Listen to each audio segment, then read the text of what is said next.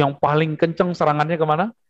Ke tasawuf. Tasawuf disebut zindik, disebut syiah, apalagi disebut menyerupai Yahudi. Tapi nggak pernah tuh ulama atas sufi itu marah-marah.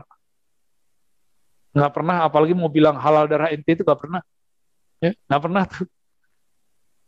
Padahal ulama akidah Ahlus Sunnah Asy'ariyah, mazhab Syafi'in dan bertasawuf ini, mereka punya silsilah yang menjamin keotentikan ajarannya betul-betul bersumber Sayyidina Nabi Sallallahu Alaihi Wasallam. Cuma mereka nggak ada yang baper bilang ingkar sama kita, ingkar sama akidah Ahlus Sunnah, sama mazhab fikih, sama akidah tasawuf, berarti ingkar ke Nabi. Nggak ada kita ngomong begitu. Kita nggak ada ngomong begitu. Kalau ada yang diingkari di bab tasawuf, ulama kita nulis, ini loh dalilnya. Maka di salah satu masjid di Cipondoh, ya, saya membedah kitab judulnya Haqa'iq Anit Tasawuf untuk menjawab pertanyaan orang-orang yang ragu tentang tasawuf. Yang mau nanya aja, yang meragukan aja. Yang memang sudah menyesatkan, ya sudah, nggak usah denger. Ya. Alhamdulillah, itu kitab betul-betul mencerahkan menurut saya, karya Syekh Abdul Qadir Isa Al-Qadiri Asy-Syadzili.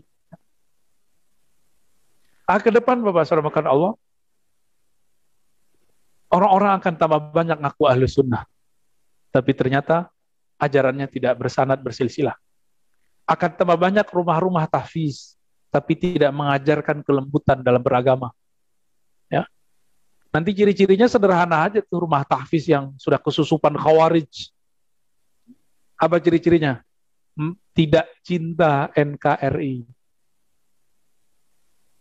Lebih detail, nggak boleh nyanyi lagu Indonesia Raya, nggak ada hormat bendera, nggak ada upacara bendera di situ.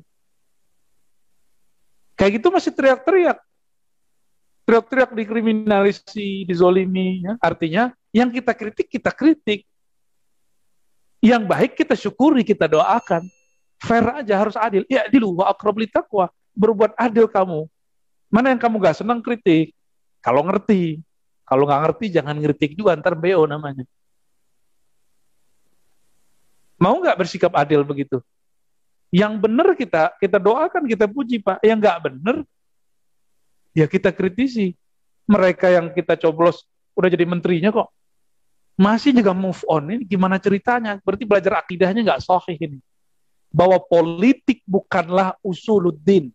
Politik itu bukan bagian pokok dari beragama. Maka beda pilihan politik, bukan beda agama, bukan beda akidah. Ya, sadar. Ini bentar lagi 2024 ini. 2023, 2022 udah mulai bertarung, Pak. Kan sekarang udah mulai nih ya.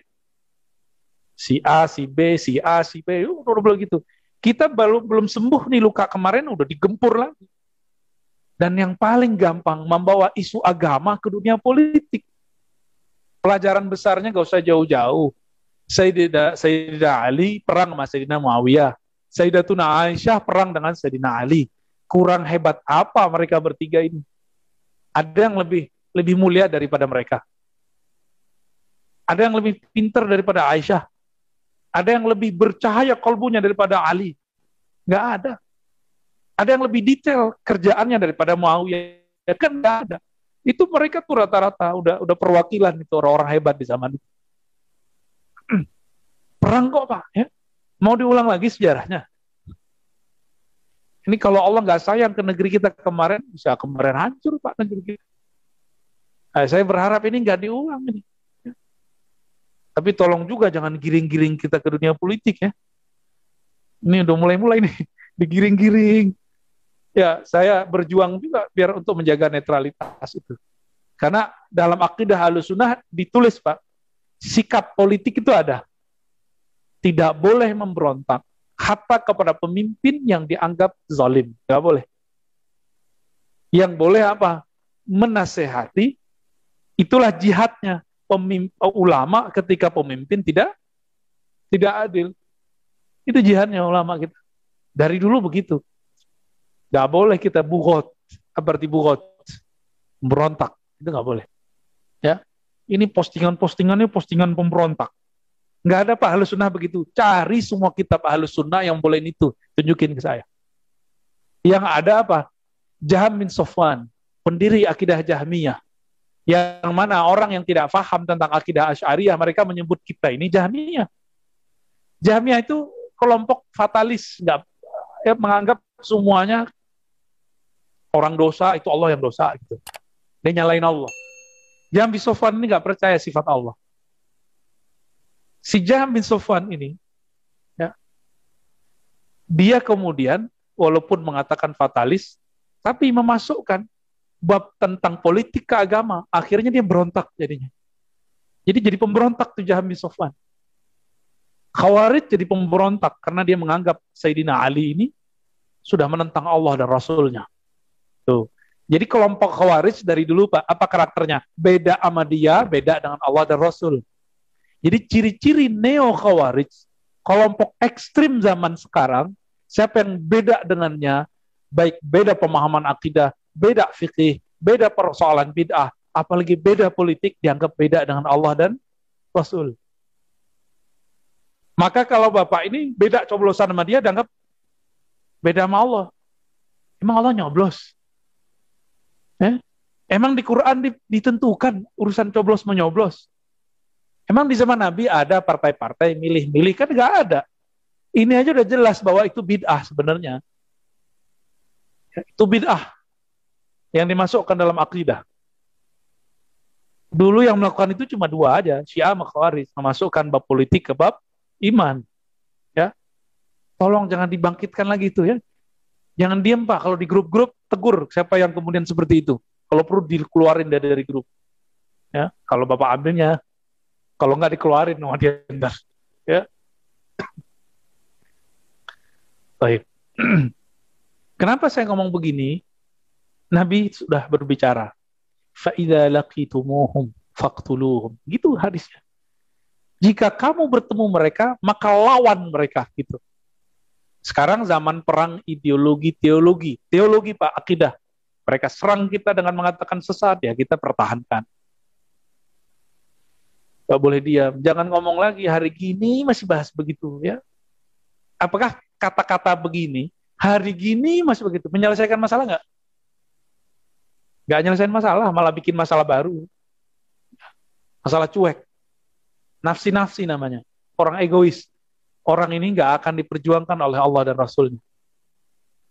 Bapak saudara makan Allah, masih ingat hadis syafaat? Syafaat itu artinya pertolongan.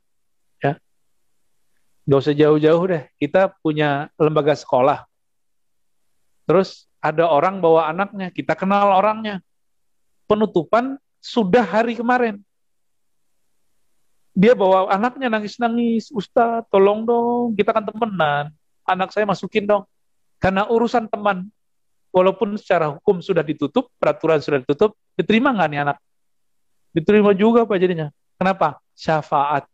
Maka syafaat itu dimulai dengan pengenalan. Orang yang kenal, dia akan dapat syafaat. Siapa yang harus dia kenal? Orang yang menghubungkan dia kepada Allah. Siapa yang menghubungkan kita kepada Allah?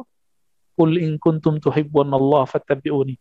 Jika kamu cinta Allah, maka ikuti aku. Rasulullah sudah wafat atau masih hidup dengan fisiknya? Sudah wafat.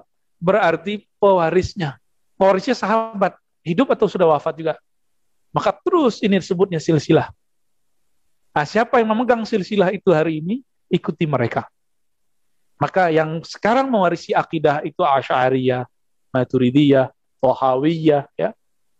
Yang mewarisi fikih, hukum, itu orang-orang yang bermazhab Syafi'iyah, Hanafiyah, Malikiyah, Hanbaliyah. Dan yang ketiga, yang mewarisi ajaran keruhanian spiritual. Mereka lah orang-orang tasawuf yang bersanad. Nah, ini saya sarankan kita semua, ya jangan jalan di tempat, harus mulai ngaji itu. Maka kalau bisa disetting ulang Pak pengajiannya yang benar. Ada pengajian mazhab Syafi'i, ada perbandingan mazhab. Udah begitu ya? Ada kajian akidah Ahlussunnah, ada kajian tasawuf. Begitu. Ada kajian sirah, boleh ya. Ada ya, tambahan-tambahan lah habis itu kajian tafsir. Tapi yang inti tadi 3. Oke, barangkali itu Bapak Saudara makan Allah. Ini untuk menyegarkan karena 2 bulan ya. 2 bulan atau 3 bulan Ustaz. Ya, ya semoga ini bisa menyegarkan kembali, bisa membuat kita siap berjuang. Ya, jangan tinggalkan saya berjuang sendiri. Kalau antum tinggalkan aneh sendiri, ntar ya ada yang lain yang ikut, ya antum nggak ikut. Nanti masuk surga itu, kalau kita ditakdirkan masuk surga ya, insya Allah. Kan salah silsilah kita ada, silsilah keilmuan. Itu pegang-pegangan. Jadi ketika menerobos sirotol mustaqim, sirot itu bukan sirotol mustaqim ya, sirot. Itu ada syafaat. Orang bersanad dibantu, pegangan dia ntar. Kalau enggak, ya jalan sendiri. Kalau waliullah itu jalan sendiri, Pak. Kalau nggak dapat syafaat dari guru kita yang berhubung kepada Nabi, sebenarnya itu syafaat Nabi sebenarnya. Susah ntar jalannya. Di negeri yang sangat-sangat gersang, orang sibuk dengan semua keperluan dia. Nah, kita nggak punya sanad, nggak punya silsilah ya, lewat sudah. Semoga kita mendapat syafaat